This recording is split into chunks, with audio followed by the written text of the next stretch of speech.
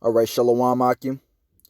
I want to give all praises, honor, and glory to Yahweh, Bahashem Yahweh Shai, Bahashem Rakakwadash, double honors to the apostles and elders of Great Millstone, and Shalom to the elect. And I was watching the trailer to this movie called Extinction, which it came out last year.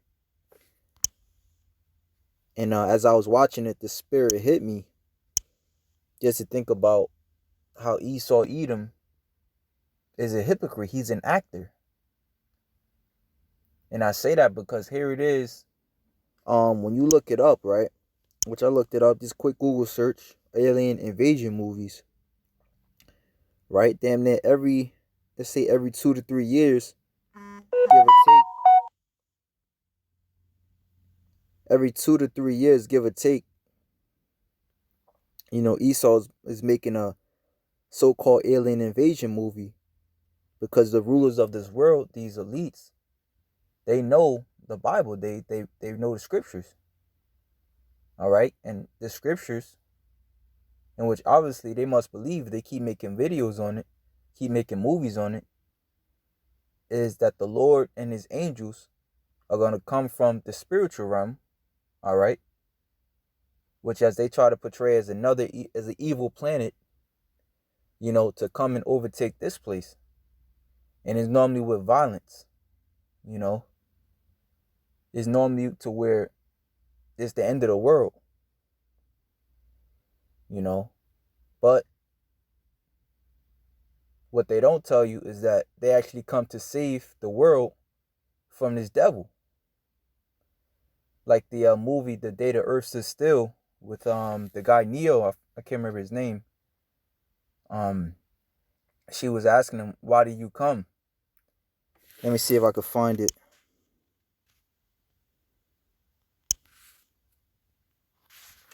The Day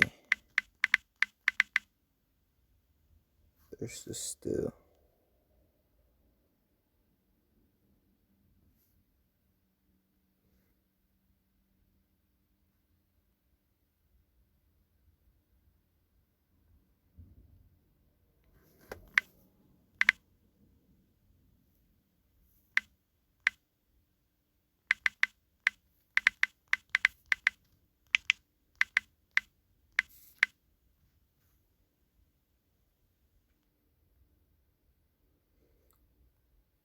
See, I'm not going to spend too much time trying to look for that portion.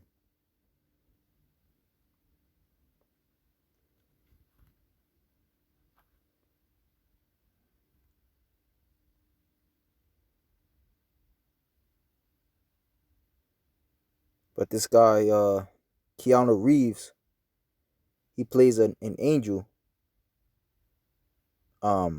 Basically to come back to tell the rulers that be at the time, all right, to tell America, or the world rather,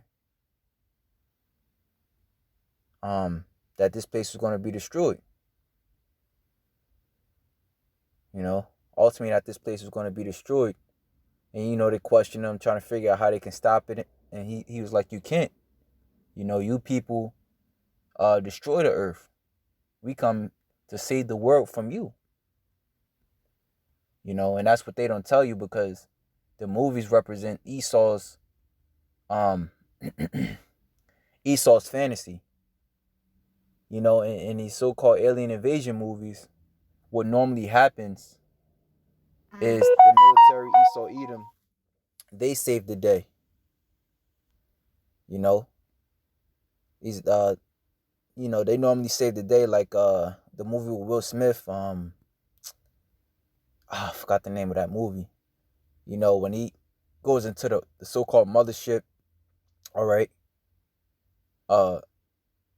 and sets a nuke off into the mothership, and I forgot what happens. But ultimately he takes down the the queen alien, and now everything goes back to normal, and life goes on, all hunky dory. But that's not the case. All right, but point being is that if these so-called alien invasions, they represent the bad guys because of how they came, They messed up the so-called happiness in the world. Well, what would that make you, Esau Edom, the so-called white man? Did not you come over here and rape, rob, and destroy? All right. Sometime I'll when I do lessons, I go into the book called Destruction of the Indies, and sometime I go into this book called Destruction of the Indies, and a friar or a priest by the name of Bartholomew de las Casas, he wrote a book based upon what he saw when Cristobal Colon came over here and interacted with the when Cristobal Colon came over here. When Cristobal Colon came over here, he was interacting with the Indians. He didn't come over here nicely, man. That's why the book is called Destruction of the Indies. All right, here it is. This place was so beautiful, man. So very beautiful. But look at it now. Look at the estate now as opposed to, back in 1400s, 1500s. This place is crap. Pollution, whales are beaching themselves. All because of this devil. All right, this is St. John, chapter 10, verse 10. It says, "The thief cometh not but for to steal and to kill and to destroy. I am come that they might have life, and that they might have it more abundantly." Salakia. I am come that they might have life, and that they might have it more abundantly. All right, and this is Yahweh Shai. And Yahweh Shai is those aliens, as Esau were calling those aliens. But really, he's coming back to save us from this devil. All right, he's coming back to bring peace upon the earth, as it says in Isaiah 9 and 6. All right. Meanwhile, the thief, the devil, will come and bring death. All right. So who's the real hero in this movie? All right, this is Deuteronomy 28 and 50.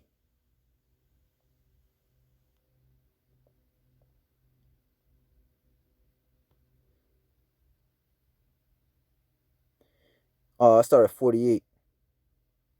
"Therefore thou shalt serve thy enemies, which Yahweh shall send against thee, in hunger and in thirst, and in nakedness and in want of all things. And he shall put a yoke of iron upon thy neck until he have destroyed thee." Okay. Now, this happened many a times before, but the one who put actual yoke of iron upon our necks, you could actually look that up on Google. That's not really hard. Slavery is a well-known thing. Is the so-called white man. Okay. First starting off with the so-called Native Indians. All right, you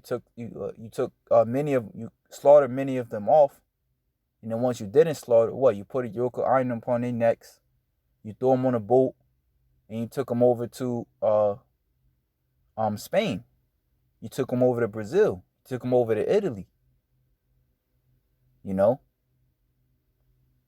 you left them over here, over in South America, to build up what's known as even today as New Spain. Why do you think they speak Spanish? They didn't always speak Spanish. No, at one point they spoke Hebrew. And if you even read the book of James Adair, he'll tell you that. But now they speak English, Portuguese, Spanish, French. Okay, Creole. All right. "The Lord shall bring a nation against thee from afar, from the end of the earth, as swift as the eagle flieth." All right, that's another key showing you who this is actually talking about, because the eagle, as it says in Obadiah, the 1st chapter, is a so-called white man, Esau Edom. "Flieth a nation," all right. You have the national bird of America is what? The eagle. The so-called white man rules this place. "A nation whose tongue thou shalt not understand." All right. And they didn't, set up schools for you to learn Spanish. Nah, they beat it into you. Just like with us in English. They beat it into us. Actually, it is a profound, I would call it a profound message in this, the movie called um, The Conquest of Paradise. 1492, The Conquest of Paradise. Which it has bones in it. All right. Because it depicts as Cristobal Colon as a so-called nice guy. All right. And his compadres, so to speak, as the villains, but really he was the villain as well. They were all villains. They were all evil. Nonetheless, in the the movie, you had one particular I guess you would call them Native American. And once things kind of went south and some of the Indians revolted against the Spaniards because of all the hell that was being put upon them. One of the ones that was close to him, I guess, as a translator between Cristobal Colon and the Indians. When shit went south, he said something. He was like, he said, "I learned your language. You never learned mine." Meaning, he didn't see him as a friend. He saw him as a slave. Okay. So it says a nation of fierce countenance. Cristobal Colon didn't see the so-called Indian as a friend. He saw him as a slave. A nation of fierce countenance, which shall not regard the person of the old, nor shew favor to the young. And he shall eat the fruit of thy cattle and the fruit of thy land, until thou be destroyed, which also shall not leave thee either corn, wine, or oil, or the increase of thy kin, or flocks of thy sheep, until he have destroyed thee. And our people are destroyed. All right? They're so destroyed, they're actually believing that the religion of their oppressor is actually what's going to save them. That's how destroyed they are. Okay? And look at this place now. Poverty. All right? Our women are whores. The men are homosexuals. All right? There's great death. All right? As I went into before, animals are beaching themselves. All right? Pollution in the water. Okay? Depression at an all-time high. So who's the worst invader? All right, the so-called aliens, which are the Lord and his angels, or you. I would say you. Because look at the aftermath.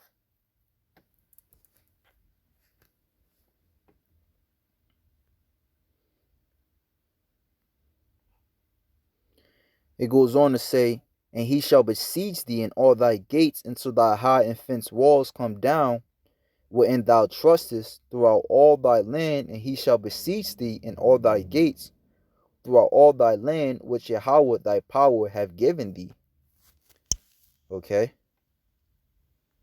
And there's not a place on earth, all right, where Israel lives that's not poverty stricken. Now you have particular parts in the islands, or in particular places where you so-called Hispanics and Native Americans, all right, and West Indians live. Okay, but for majority of the islands where you're at, it's poverty stricken. You even have to this very day, which the brother in the camp, he did a lesson to where Esau Edom is still over there in DR trying to dig for gold. All right, they're still over there in Brazil, in Venezuela. In Venezuela, it's taking your natural resources. You should be rich, but yet you're poor. You got to go and beg the so-called white man for everything.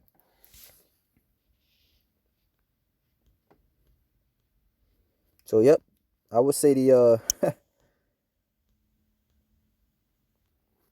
the main antagonist of the movie is you devils, man.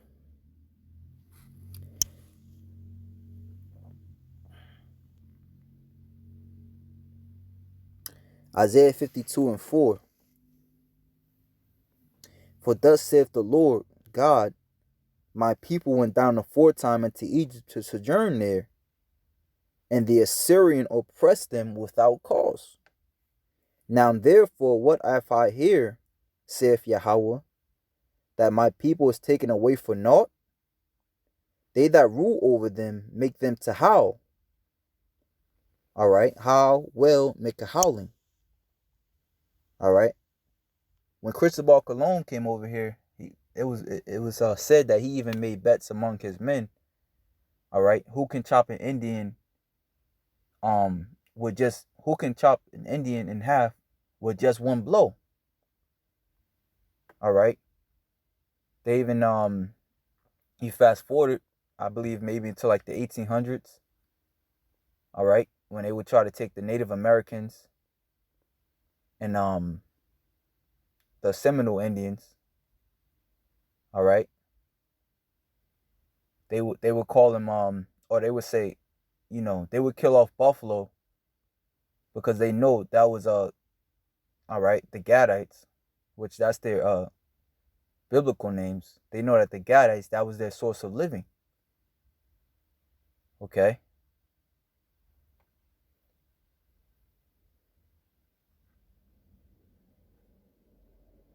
And we're howling to this very day.